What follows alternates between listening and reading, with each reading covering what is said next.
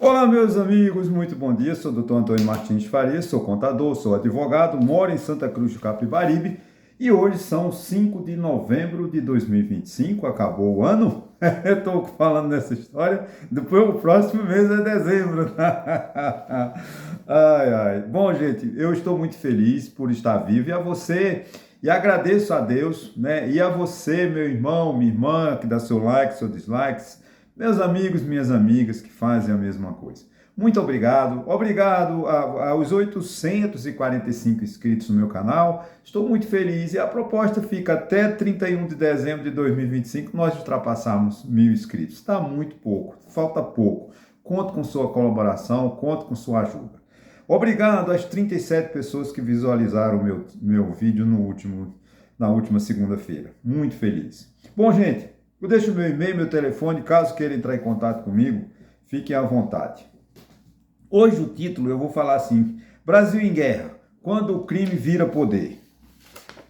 Eu falarei também crime na Amazônia corre solto.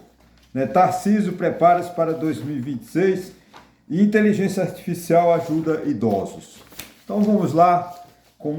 Hoje eu vou pedir vênia, que eu vou ler um pouco, tá? Porque o texto que eu escrevi e pedi ajuda à inteligência artificial e ficou um texto conciso, um texto bom, mas eu vou ler entre aspas vou falar muito devagar para que a gente tenha uma compreensão desse texto. Se eu falar só sobre esse título, o Brasil em guerra quando o crime vira Estado, não tem problema, os outros assuntos eu continuarei no próximo. Vivemos, sem dúvida, uma verdadeira guerra contra o crime no Brasil. Há poucos dias, no Rio de Janeiro, um confronto entre a polícia e criminosos terminou com mais de 100 mortos. Uma tragédia humana. E o mais assustador é que grande parte da população apoiou a iniciativa, ou aprova o resultado. Por quê? Porque estamos cansados de viver sob o domínio do crime organizado. O Brasil é um país violento. Segundo o Fórum Brasileiro de Segurança Pública, em 2024 foram assassinadas 44.500 pessoas. Os dados estão no artigo do Alberto Neto, publicado no Globo, de 4 de novembro de 2025, com o título Uma Lei Rouanet contra o Crime.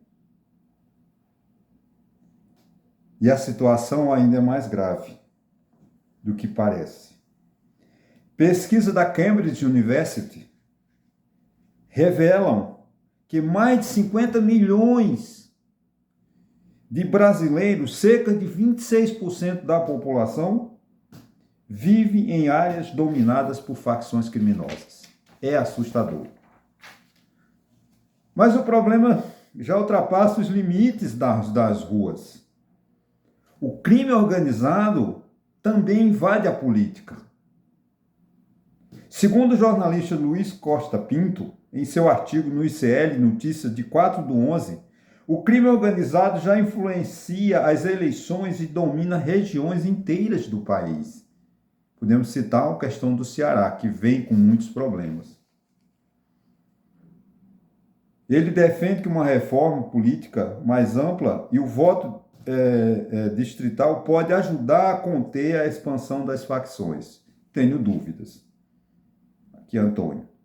Estamos, portanto, diante de um dilema histórico.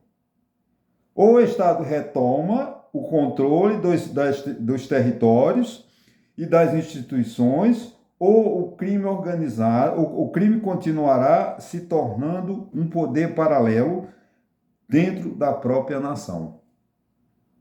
A guerra contra o crime não é apenas policial, é moral, é social e política. E, acima de tudo, é uma luta pela alma do Brasil. Aqui eu me lembro, o Brasil ganhou a Copa do Mundo de 1970 e ficou, acho que foi em 2002, não me lembro agora, foi em 98, 96, com o Carlos Alberto Parreira, se eu não me engano, era o técnico. E ao retorno da seleção, a CBF fez uma espécie de tour por todos os estados, né, passando por principais estados, e principalmente em Pernambuco. E as ruas de Recife encheram-se de gente, de brasileiros, né, vibrando a vitória do futebol da nossa seleção. E eu morava no Rio de Janeiro e chorei na época. Quando eu vi dois homens, dois vestidos a caráter de vaqueiros, cada um em seu cavalo, desfilando felizes pelas ruas de Recife.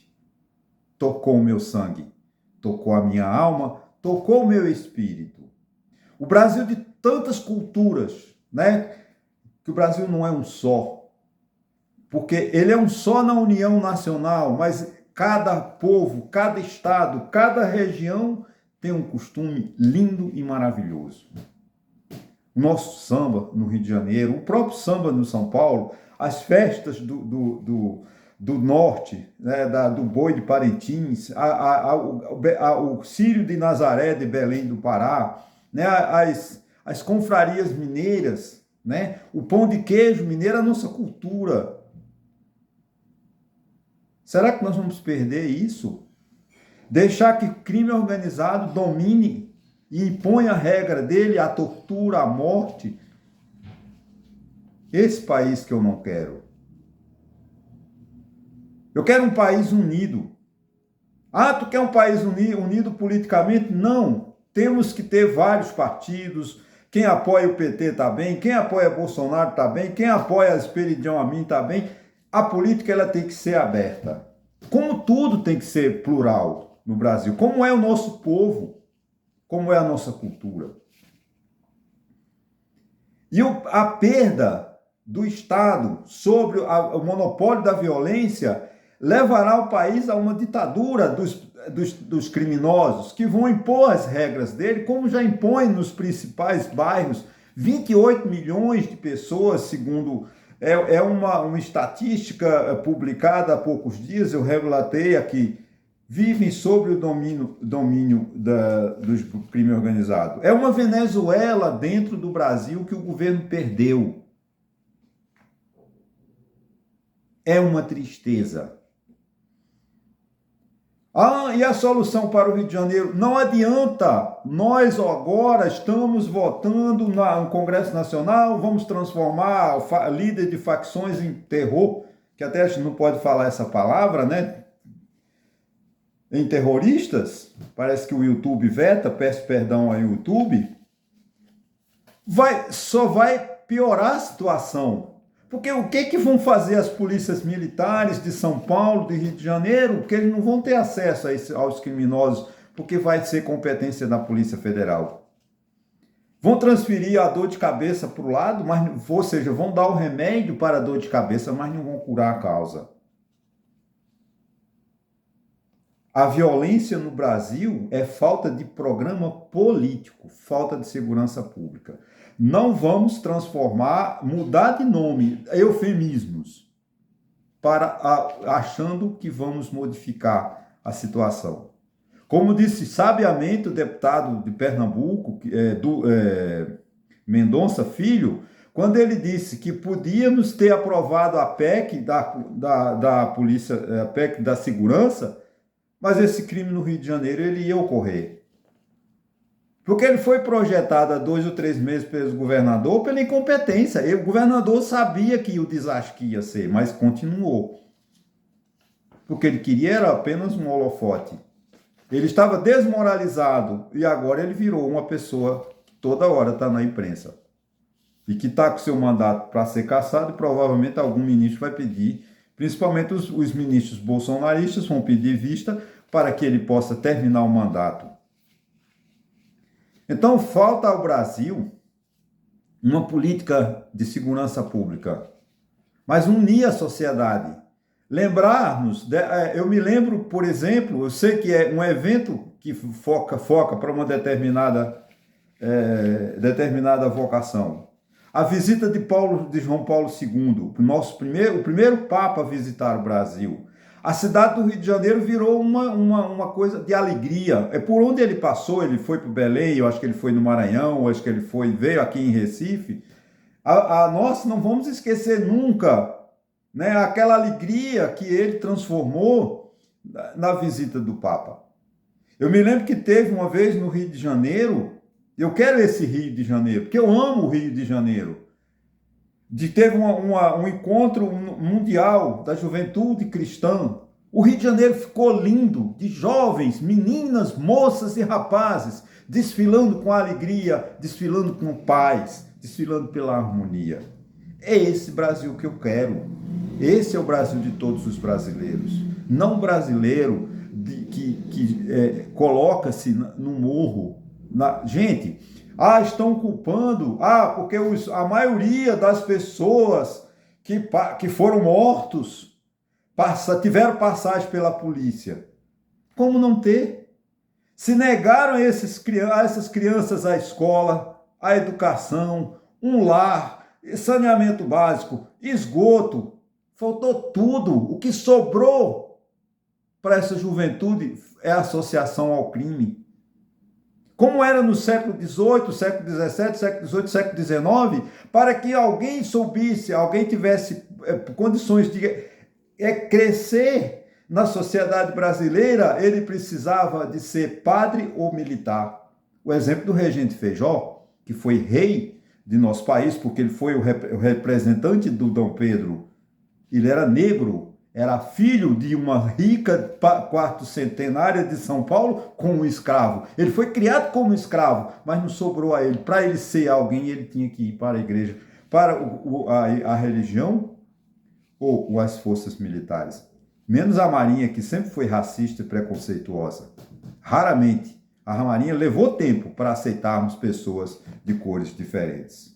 O Exército não. O Exército tem a cara do Brasil. Todo mundo no Exército foi bem recebido. Eu quero esse país.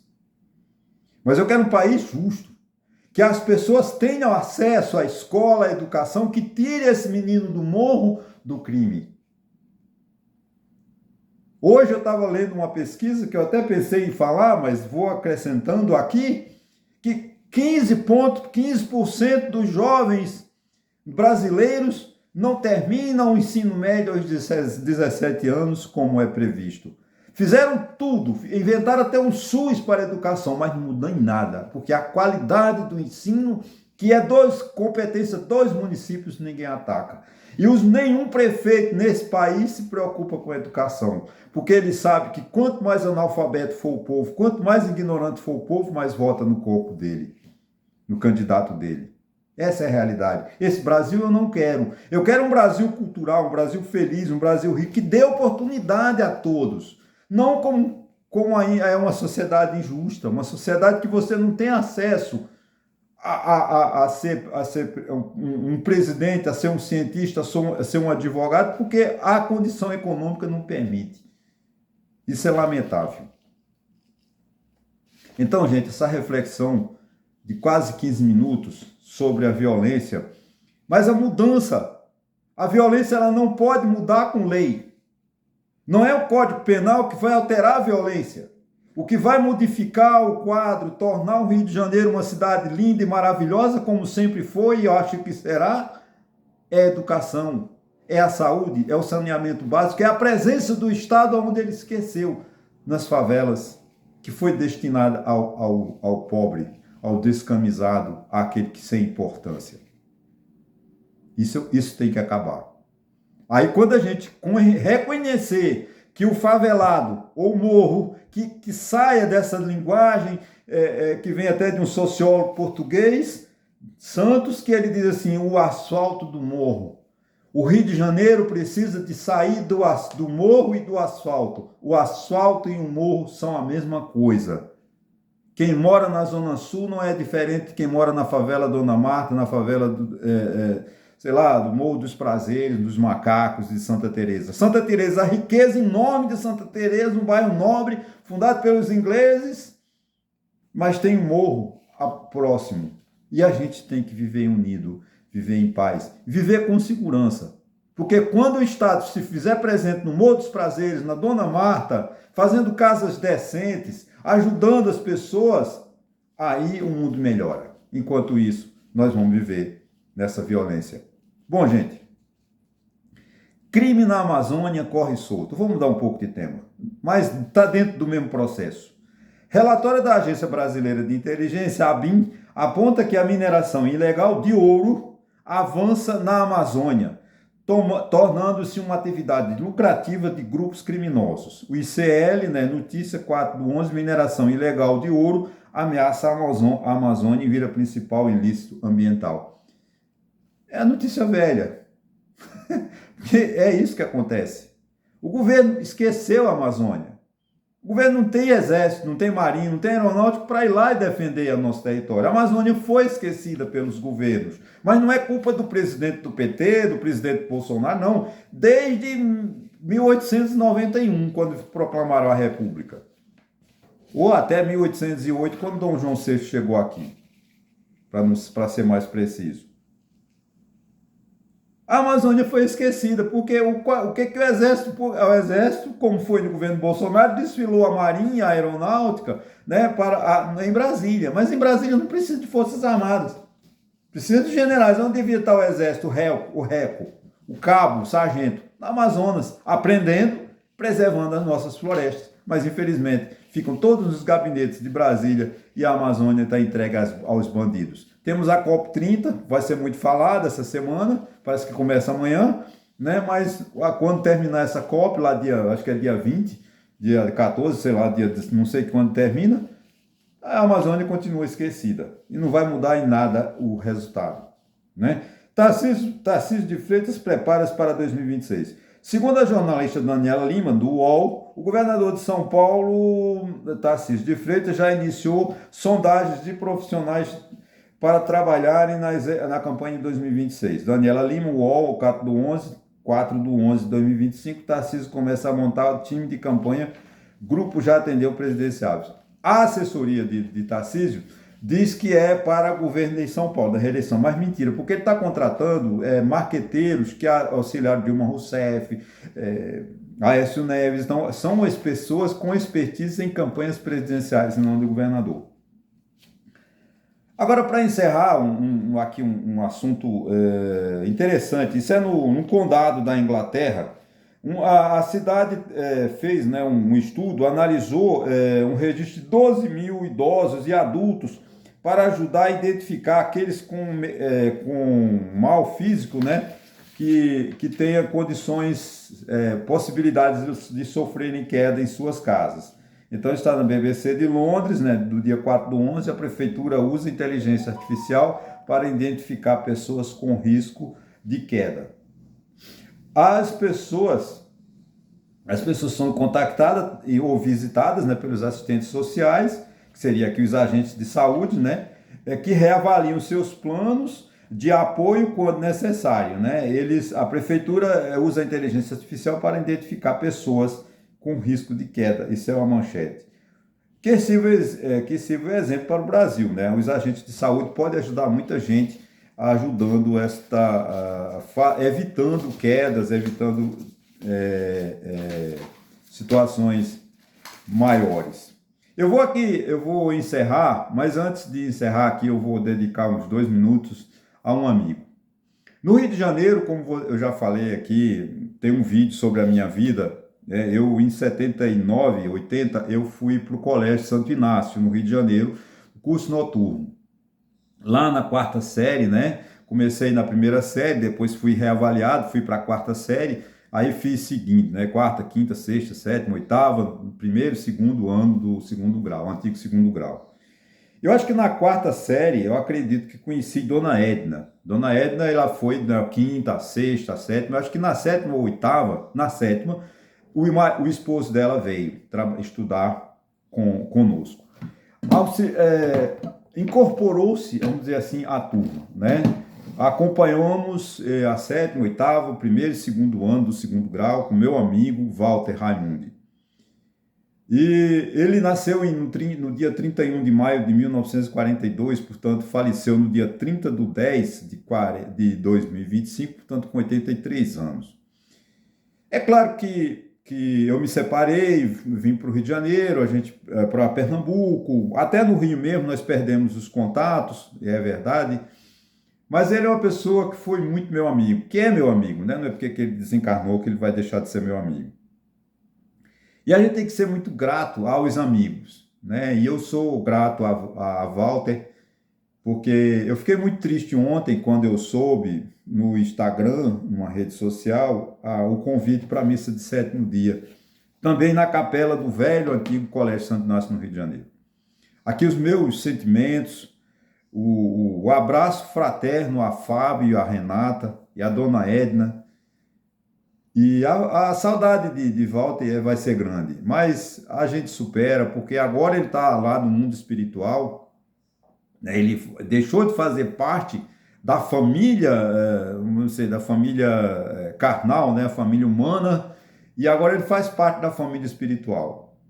Né? A gente tem que separar, humano é corpo, né? Esse corpo é feito por nós, mas o espírito é criação de Deus.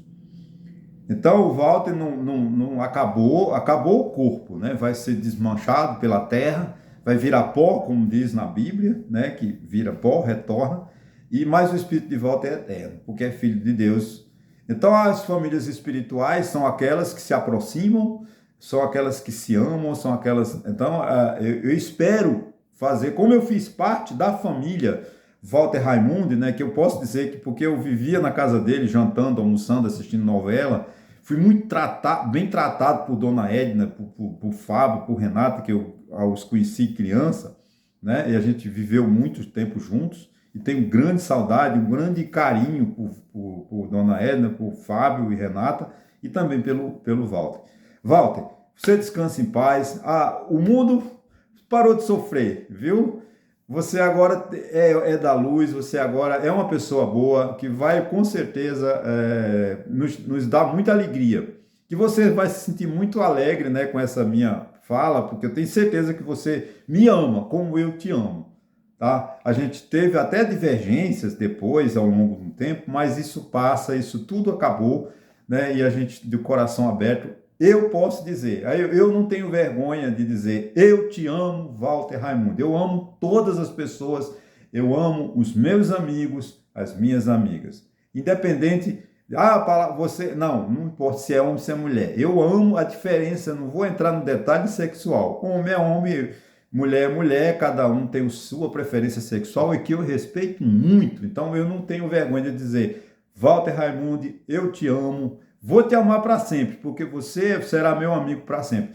Tomara que eu faça parte também da sua família espiritual, como fiz parte da sua família humana aqui no Brasil, na velha São Clemente, lá vizinho ao Colégio Santo Inácio. Ok, meu amigo? Gente, muito obrigado. Se você chegou até aqui, me empolguei com o Walter, mas tudo que eu falar de Walter é pouco. E eu espero, se você chegou até aqui, se inscreva no meu canal e a gente se encontra novamente na próxima sexta-feira. Muito obrigado a vocês e até a próxima.